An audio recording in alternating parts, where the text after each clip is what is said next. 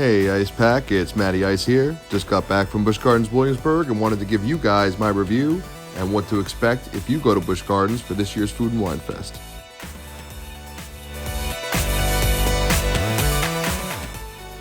Currently, to enter Busch Gardens Williamsburg, you're going to need a date-specific ticket and a park reservation to enter the park. Sometimes those Saturdays are split into two sessions due to COVID restrictions, so you're going to want to check and probably call before you go to make sure you have your day, your ticket, and a full session at the park. The vouchers for the Food and Wine Fest selections are also sold separately, although you're also able to purchase them in the park.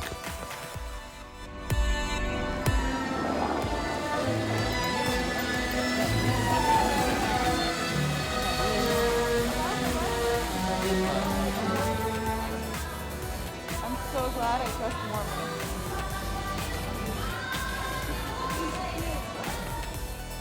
Escape from Pompeii, along with the traditional log flume, are both not open yet, although that's to be expected. Hopefully, as you get into the warmer weather, those open up for you.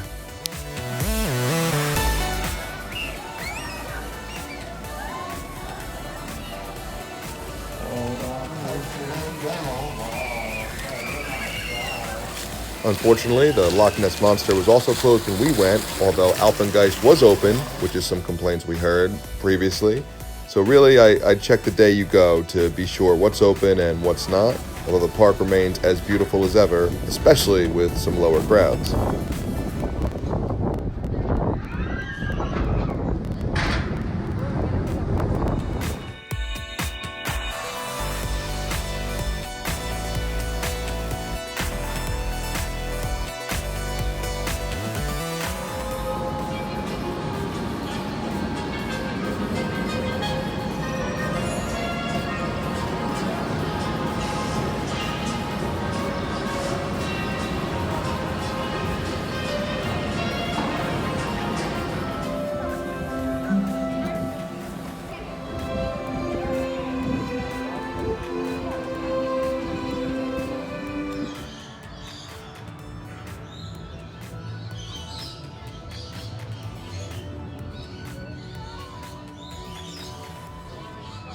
And even with a few unfortunate ride closures, the park still remains as beautiful as ever, and just walking through the park with all the spring flowers is always a treat every time you go to Busch.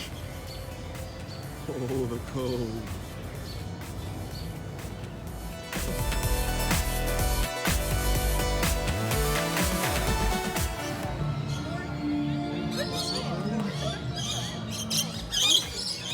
What's up, buddy? Look at these guys hanging out here. Let's go for the walking.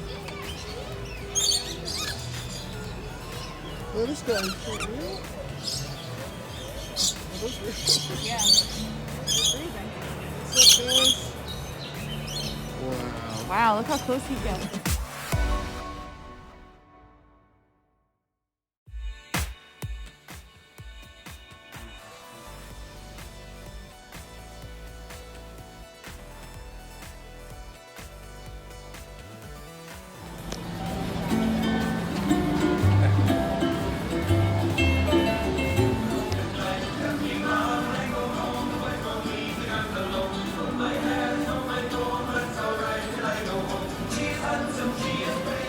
And as amazing as walking through the park is, and it always is, the best part to me is the rides. And like I said, not everything was open. You had no Loch Ness Monster, you had no Tempesto, a lot of the smaller rides, the kid rides and things like that are closed. You still had Apollo, Invader, Alpengeist, Verbolten, my absolute favorite. So you had more than enough on a low day to hit some great rides and not have to wait in too long a lines.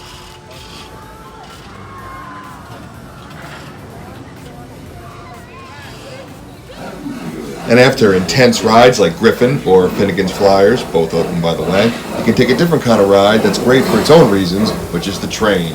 The train takes you all around Busch. It's about 20 or 30 minutes and cruises you all through the different parts of the park. But the best part is that it gives you a sneak peek of Pantheon, which we were told could be opening this year. Staff said they were testing it every day.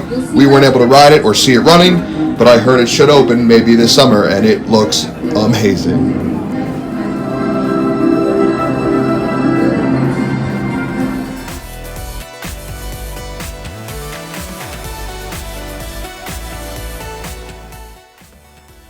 Pantheon is the newest addition to the Busch Gardens lineup of amazing coasters.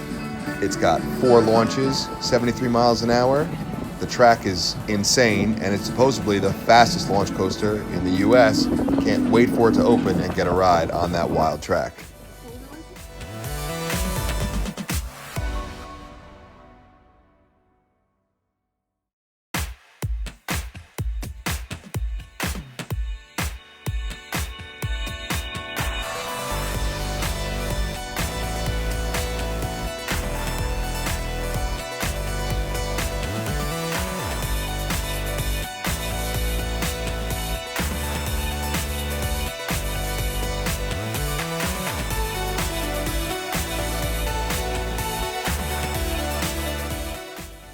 And what better way to add to your day of epic rides and beautiful scenery than to stop and get some great selections from the Food and Wine Fest.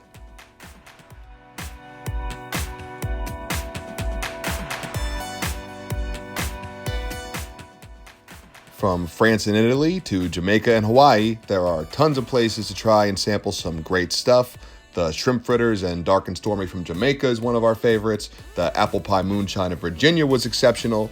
Some of the frozen drinks aren't as great, but there's tons of great stuff. The tuna poke bowl is incredible. The beignets from France. You'll definitely find a few, if not a lot, of things you'll like.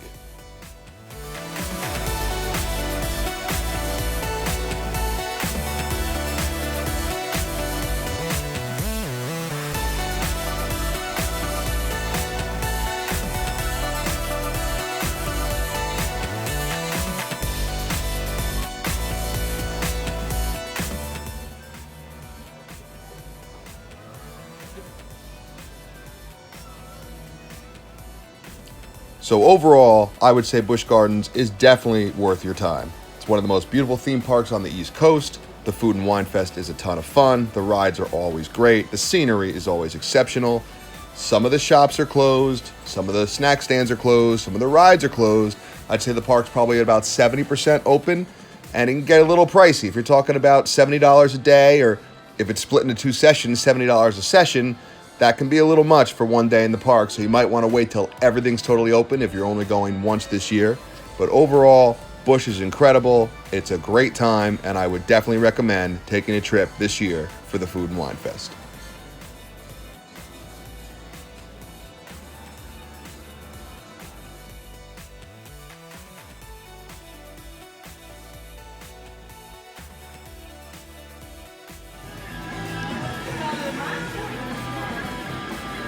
Yeah. Let's go for Bolton.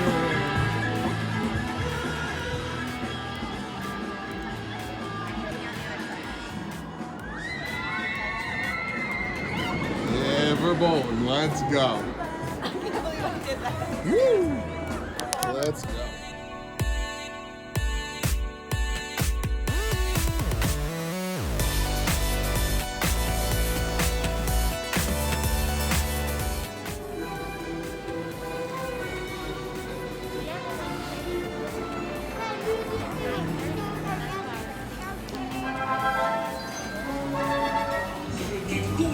So I was like, oh, it's coming. It's coming.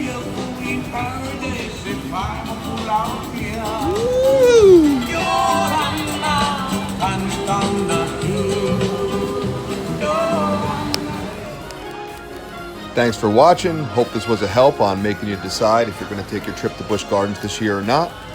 Up next is Hershey Park for Memorial Day, so if you like this review, subscribe and check out the next one. Keep exploring, have a great time, and hit those parks, baby.